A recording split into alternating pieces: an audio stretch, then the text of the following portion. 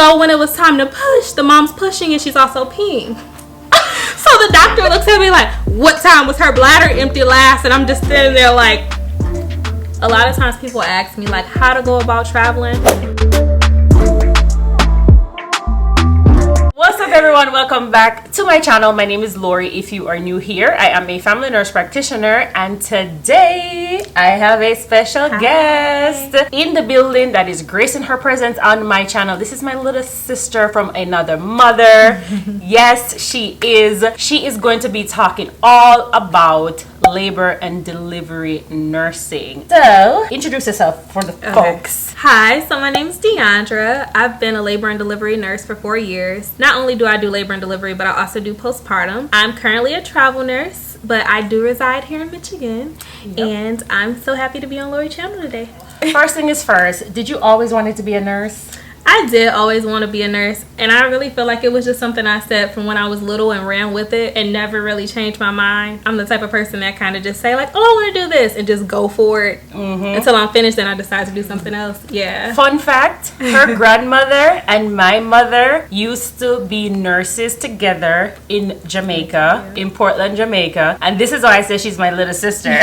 Maybe that's where you got that from. Yeah, was it one of the like #1 or like a big hospital in Portland? Yes, yeah. It's the only hospital in Portland. Oh, okay. I'm like, I know it's something to it. How was your nursing journey? A lot of you guys reached out to me before and you were asking about CD2 program, which means your second degree program. So DeAndra has a story about how she even continued her nursing journey. I started out at Wayne County Community College, and at the time they were saying different things like, oh, well, Wayne County isn't accredited, or you shouldn't go through, you shouldn't go through their program. And I wasn't 100% sure, so I ended up just getting my Associates of Science degree from there. And then I transferred over to Oakland University. Once I got to Oakland, I did have about 2 or 3 prerequisites before I could start the program there. I applied to the program 3 times and I got denied.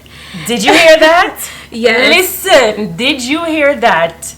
She applied 3 times. 3 times. Before they said, okay. But in the midst of that, they told me that since I didn't have, a lot of schools sometimes have like a point system where they would score it based on, of course, your GPA, how many credits you took at their institution. It's like a list of things they use to say, we're going to choose you over you. Yeah. The 3rd time when they finally accepted me, I was 1 semester away from graduating with my bachelor's degree. Because you kept going just to I get kept a bachelor's going. Exactly. So I'm like, well, the nursing program will be 3 years, so I might as well just take this first bachelor's degree and then do the 2nd degree nursing program, which was easier. Right. Yeah, so literally 7 days after I graduated with my first bachelor's degree, I was able to get into the 2nd degree nursing program, and I did that.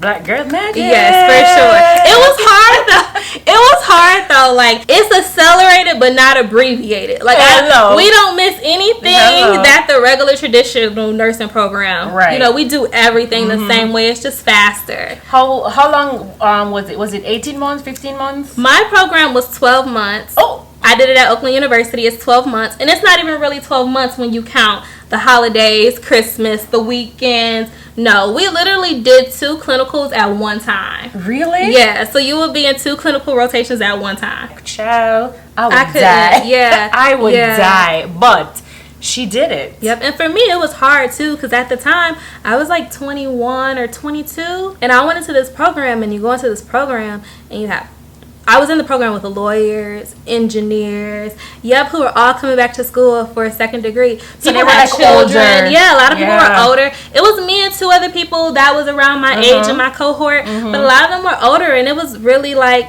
hard. You had to have the discipline that at the time I didn't feel like I had.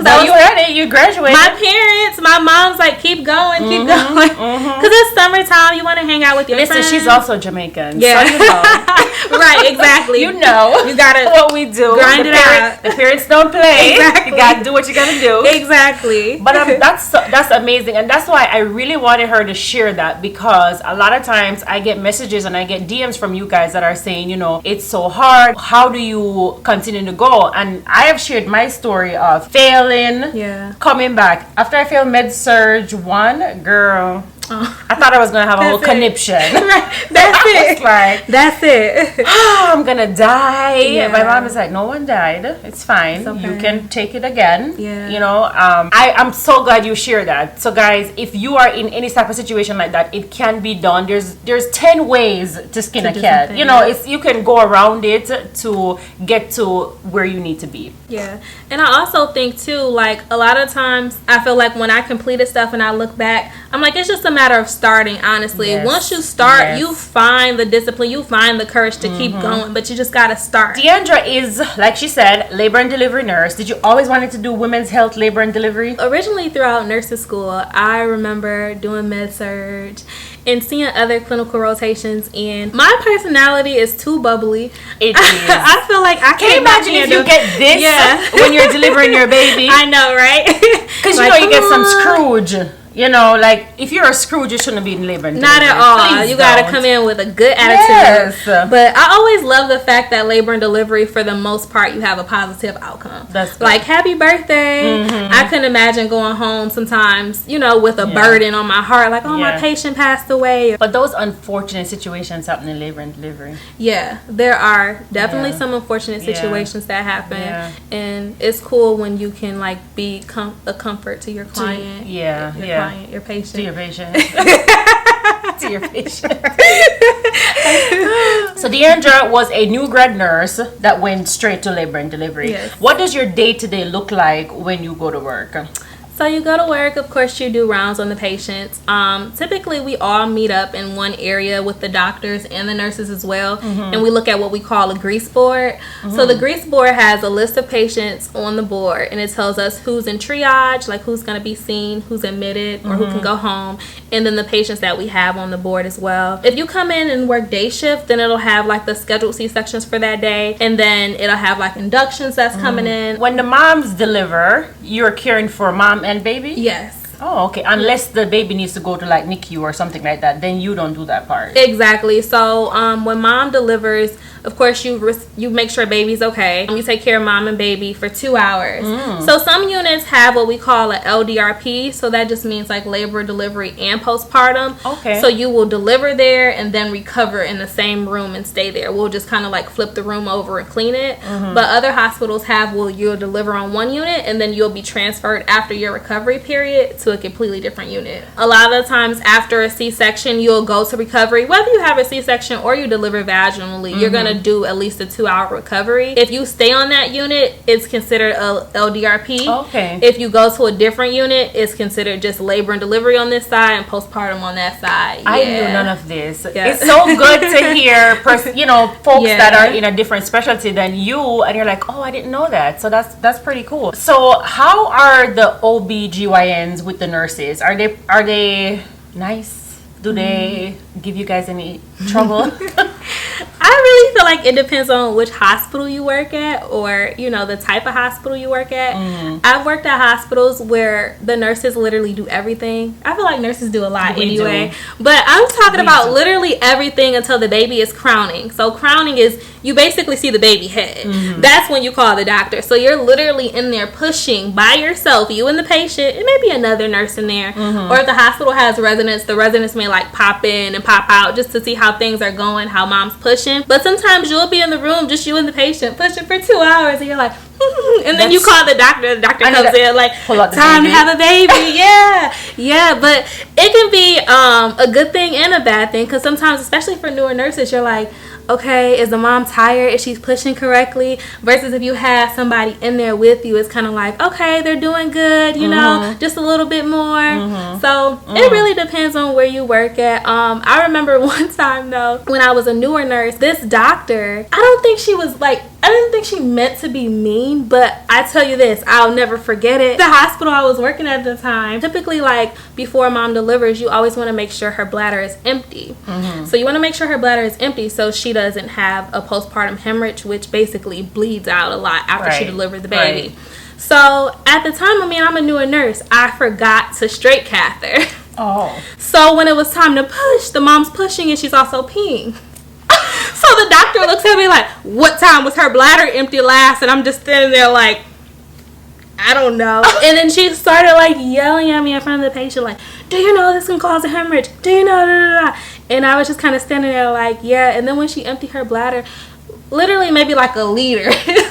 I was just sitting there like, oh my God. So then the doctor told her to stop pushing and she drained her bladder. Oh, okay. Yeah, so I gave her a straight cap and she drained the bladder. Right. Yeah, and I just watched it all fall in the bag and I'm like, oh my God. And I don't think the doctor meant to be like mean to me, but she just wanted me to know how important it was. Yeah. And sometimes it does take that because trust me, I never forgot that again. I'm like, that's the first thing on my list. What time did she pee last? Yes. But you gotta take all that with a grain of salt because especially like an emergency situation or something's going on, like sometimes there's like yelling and you end up apologizing after like, sorry, we were just trying to, get to the... That's true. But for the most part, everybody's like happy. They work together well. We work together. You have to in labor and delivery, I imagine you do have to. How was because you were a newer nurse going into labor and delivery, how long was your orientation period?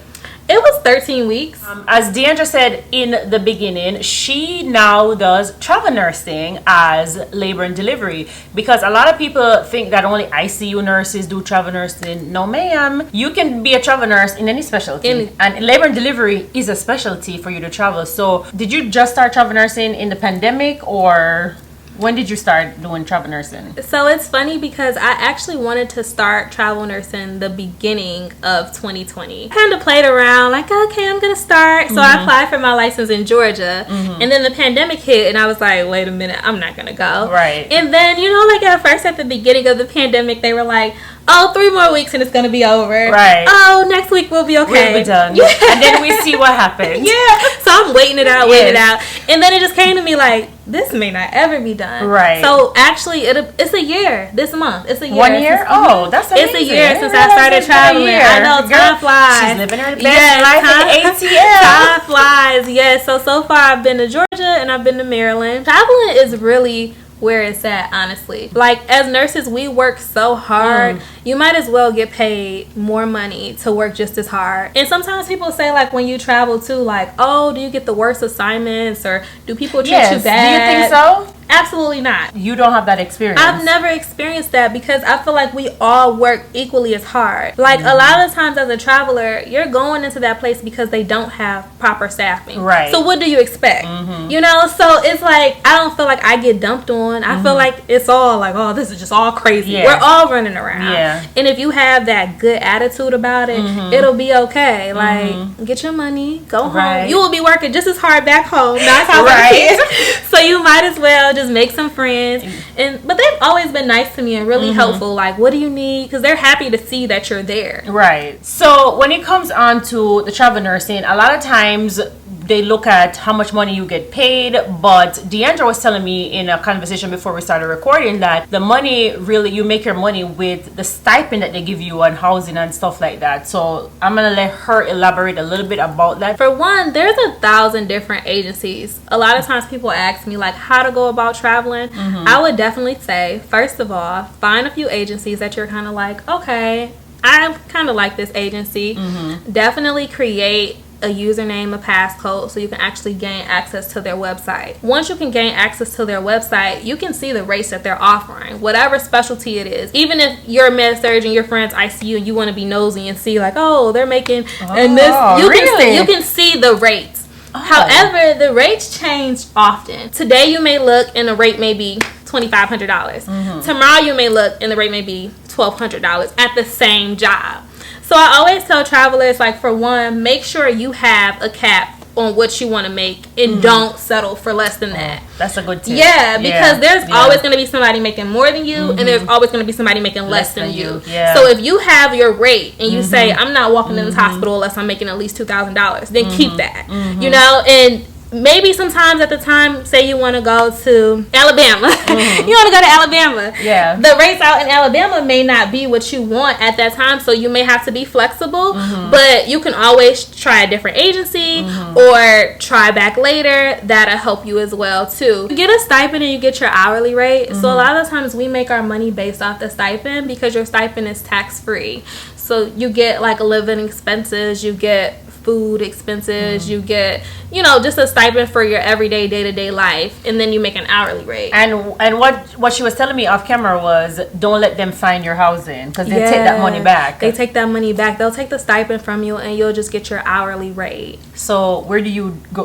Where do you go to find somewhere to live if you don't want them to find it for you? So on Facebook, you can try like Travel Nurse Gypsy. You can also use Furnished Finders. You can use Craigslist, and they'll have people, either they're like travel nurses as well, who are not staying in their home at that moment and they're renting it out, or it can be random people as well. They'll rent out like a room, or some people even use Airbnb, but I find Airbnb to be really expensive when you're doing it like a month. Yeah, Airbnbs are not cheap. Yeah, not at all. Yeah, no. But I've heard of people writing whoever owns the Airbnb and just saying like, oh, well, I'm here for a month. Can we work out a rate?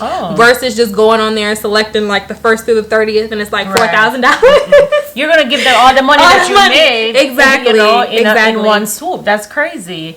Yep. So there you have it, folks. Labor and delivery, how she got into nursing, what her journey was, and I hope you guys definitely took something from this. And any advice that you will give to a new nurse and a future nurse that want to go into nursing or want to go into labor and delivery? Don't be afraid to ask for help, no matter where you are on your nursing journey, especially for newer nurses. I remember when I was a brand new nurse, in nursing school, they teach you to draw blood on like an orange or a banana or something silly. Or the rubber arm. Yeah, like the veins some are very clinical big. instructors were nice where they'll let you practice on each other secretly in a room, but you don't really get that hands-on experience.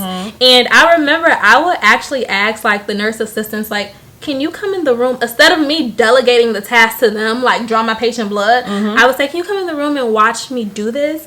And they would look at me and be like, I really legit would do that. Yes, that's seriously. Good, though. I would take my little rec slip, go in the room with all the stuff, and say, can you watch me? Because I wanted to learn that skill. And some hospitals, the nursing assistants draw blood. Yeah. Not all of the places, but some places. Yeah. That's a good. It's a good thing. Yeah, it's a good skill to have. They were really like shocked, because I feel like a lot of times like nurse assistants feel like we don't really help them, but I've always been the person to be like, I don't want to delegate something I don't know how to do, because at the end it falls back on us as the nurses, so you always have to be able to hold your own and know what's going on, and I think that's really really important. God, that's true. That is so true. Don't delegate a task that you yourself don't know how to do. And the funny thing is, I see this a lot. Yeah, like they don't know how to do something, so they're like, you do it. Yep.